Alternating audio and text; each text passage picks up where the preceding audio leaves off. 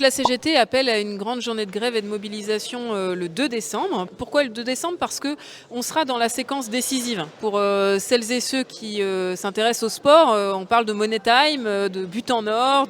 Voilà, ça sera le 2 décembre. Il restera 15 jours sur les débats budgétaires.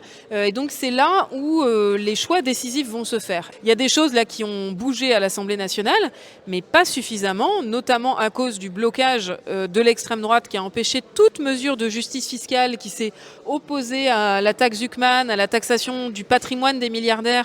L'extrême droite s'est aussi opposée à la remise en cause des exonérations de cotisations sociales, parce que ce qui est important de rappeler, c'est que le fameux trou de la Sécu, il a été fabriqué par les politiques libérales. Ça justifie derrière des mesures austéritaires. Exactement, comme ça c'est le serpent qui se mord la queue.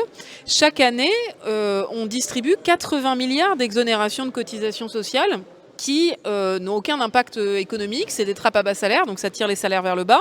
Et puis pour certaines, celles qui sont sur les salaires plus élevés, c'est des purs effets d'aubaine.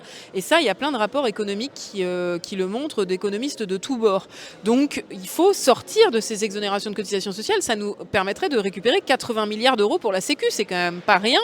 Et ça, c'est des solutions, d'abord pour éviter les horreurs que le gouvernement veut nous imposer dans ce budget, et puis surtout pour gagner enfin les moyens à la hauteur pour nos hôpitaux, pour nos EHPAD, pour nos retraites.